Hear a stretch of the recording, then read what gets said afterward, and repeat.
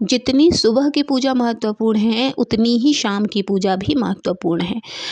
सुबह की पूजा ब्रह्म मुहूर्त में ही की जाती है। पूजा का एक समय होता है कि सूर्योदय के समय ही आप अपनी पूजा कर लें। ऐसा इसलिए कहा जाता है क्योंकि जब अंधेरा होता है और जब आप दीप जलाते हैं और भगवान के भी जब उस समय का उठने का समय होता है, जिसे ब्रह्म मुहूर्त कहा जाता है, उस समय भगवान के यहाँ भी पूजा अर्चना ध्यान चल रही होती है और आपकी भी पूजा चल रही होती है। तो इस तरह से पूजा जो है उनकी भगवान की पूजा में, जिसे कहते हैं आत्मा और परमात्मा, वो मिलन होता है। उस पूजा में शामिल होने का हमें मौका मिलता है, जो अब बहुत कम लोग कर पाते हैं ब्रह्म मुहूर्त में उठना, क्योंकि आजकल की डेली रूटीन आजकल ऐसा नहीं है। काफ़ी सारे लोग लेट हो जाते हैं, लेकिन वो लोग जो सुबह उठ सकते हैं लेकिन जानबूझकर नहीं उठ पा रहे हैं, थोड़ा आलस करते हैं, उनको कभी भी पूजा का फल नहीं मिलता, क्योंकि कर्म भगवान सबसे पहले देखते हैं।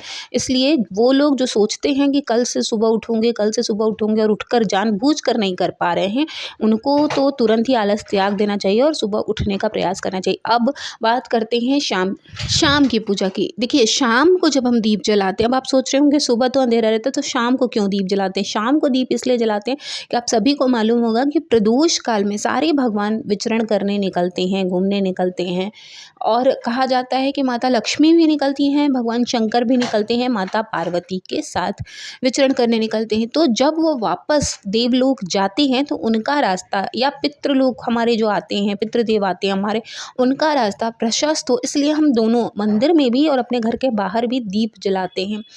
देवों के लिए तो हम मंदिर में दीप जलाते हैं, लेकिन हम अपने पितरों के लिए घर के बाहर दीप जलाते हैं, क्योंकि अगर हम घर में उनके नाम का दीप जलाएंगे तो उनकी योनि प्रेत योनि हो जाएगी और वो हमारे घर में निगेटिव एनर्जी देने लगेंगे। इसीलिए कहा जाता है, जब भी दीप, बहुत सारे लोगों को मैंने देखा है शाम को दीप जलाते हैं लेकिन वो घर के अंदर जला देते हैं। नहीं, अगर आप अपने पितरों के निमित्त जला रहे हैं तो घर के बाहर, जहाँ पर आपकी दहलीज है मुख्य द्वार की, उसके बाहर आपको दीप जलाना चाहिए, दक्षिण दिशा की ओर रखकर। ठीक है। अगर माता लक्ष्मी के लिए आप जला रहे हैं तो आप तुलसी माँ के सामने भी अगर दीपदान करते हैं तो भी माता लक्ष्मी आपके घर में ज़रूर निवास करने लगेंगी। ठीक इसका विपरीत होगा जब आप पितरों के निमित्त अंदर अपने दीप जलाने लगेंगे। आपको पता ही नहीं चलेगा कि कब आपके घर में नेगेटिव एनर्जी इतनी आ गई है कि वो आपके सारी जो सैलरी है, सारा जो पैसा है, वो आपको आर्थिक रूप से कितना कमज़ोर कर देगी।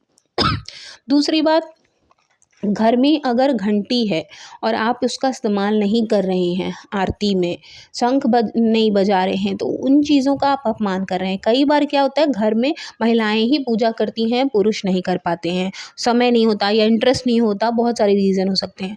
अब ऐसे में शंख महिलाओं को नहीं बजाना चाहिए, तो अब शंख का इस्तेमाल होगा कैसे? यदा कदा जो पूजा होती है, जैसे कि कभी गणेश चौथ हो गया, या फिर जन्माष्टमी हो गई, या फिर हरितालिका तीज है, जो भी कोई बड़ा अनुष्ठान होता है आपके यहाँ, महामृत्युंजय जाप करा रहे हैं या आप रुद्राभिषेक करा रहे हैं, ऐसे में आप शंख का इस्तेमाल ज़रूर करें।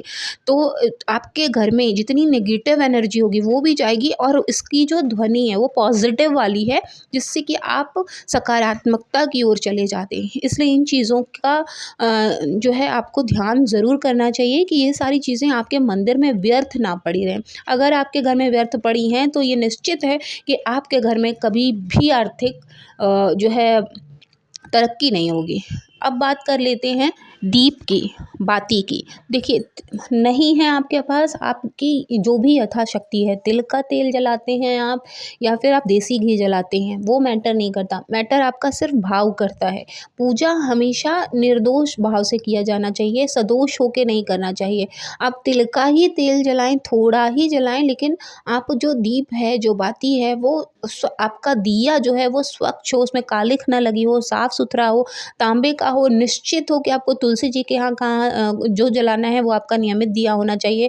इसी के साथ जो आपका मंदिर का दिया है वो आपका निश्चित होना चाहिए कि आपको दिया जितना पुराना होता जाता है, कहते हैं भगवान उतनी ज़्यादा आपकी पूजा को स्वीकार करते हैं। इसलिए दिए को जितना ज़्यादा हो सके उतना पुराना होने दीजिए। हर दिन अलग अलग, जैसे बहुत सारे लोग होते हैं वो मिट्टी का दिया जलाते हैं, जी नहीं, आप 365 दिन माता लक्ष्मी के आगे दीप जलाइए, उसी बाती में जलाइए। देखिए, माता लक्ष्मी आपके यहाँ अवश्य ही प्रसन्न होकर आपका घर खुशियों से भर देंगी।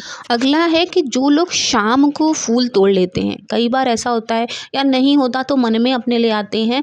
कहा जाता है ना कि शाम को आप मानसिक रूप से जो है पुष्प अर्पित करते हैं। सुबह आपने चढ़ा दिया तो उस पुष्प को आपको शाम तक हटा देना है। आप वहाँ पर एकदम साफ सुथरा कर दीजिए। फूलों को वहाँ पे आप हटा सकते हैं। और आपके जो माचिस की तीलियाँ होती हैं वो आपके मंदिर में नहीं पड़ी हुई होनी चाहिए। बाती जो आपकी जली हुई रहेगी उसको बाती और जो धूप बत्ती की राख होती है उसको आप किसी गमले में ले जाकर दबा दीजिए। उसका राखियावान व्यर्थ ही नहीं जाना चाहिए। बहुत सारे लोगों के मन में ये भी होता है कि अगरबत्ती नहीं जलाना चाहिए, उसमें बाँस होता है। तो जी हाँ, ये बात सत्य है कि हमारे यहाँ जो बाँस होता है वो अशुभ कार्यों में, जैसा कि किसी की मृत्यु होने पर बाँस में का हम इस्तेमाल करते जलाते हैं। और बाँस की हमारे यहाँ पूजा भी होती है तो हमारे यहाँ मना भी होता है इसको जलाने के लिए। लेकिन अब कई सारी ऐसी अगरबत्तियाँ आ गई हैं जहाँ पर नीचे लकड़ी होती है, उसमें बाँस का इस्तेमाल अब नहीं होता है। तो आप पूजा वाले जहाँ से सामान लेते हैं वहाँ पे आप जाकर पता कर सकते हैं। इससे क्या होता है, इससे एक जो अगरबत्ती जो धूप बत्ती अरोमा नहीं देती है वो एक अगरबत्ती अरोमा देती है। इस तरह से ना आपकी जो पूजा का शुरुआत है, जब आप अगरबत्ती जलाते हैं तो पूजी जो उसमें से खुशबू आती है वो एक अरोमा थेरेपी भी आप इसको कह सकते हैं। साथ ही वो आपको भगवान से कनेक्ट करती है। उस तरह की जब खुशबू होती है तो आप कनेक्ट होते हैं भगवान से। इसलिए चाहे आप अगरबत्ती जलाएँ, अगरबत्ती नहीं धूप बत्ती जलाएँ, या फिर शाम के समय में आप गुगल लोबान का भी इस्तेमाल कर सकते हैं। आप उसका भी थोड़ा-सा दीप जलाएँगे तो इससे ये तो और भी अच्छा है कि आपके घर में अगर आप गुगल लोबान जलाते हैं तो कहते हैं कि इसमें से जो है नेगेटिव एनर्जी जो है वो बहुत जल्दी चली जाती है घर से। तो गुगल लोबान का आप प्रतिदिन नियम से आप जो है उसको इस्तेमाल कर सकते हैं, उसका जला सकते हैं। इसी के साथ-साथ आरती, आप अपने घर में आरती अवश्य करें।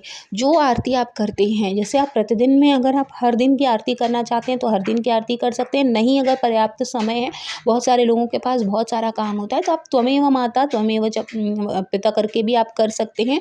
और या फिर आप उसके बाद कर्पूर गौरम, क्योंकि मृत्यु लोक के देवता, या फिर आप हनुमान जी, जो भी आपके इष्ट देव हों आप उनकी भी सिर्फ आरती कर सकते हैं।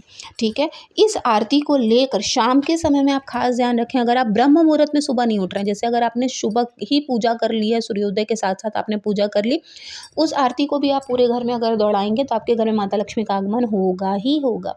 ठीक है? और जो आप शाम को भी अगर आप कर लेते हैं तो भी उस घर में आगमन बना ही रहता है।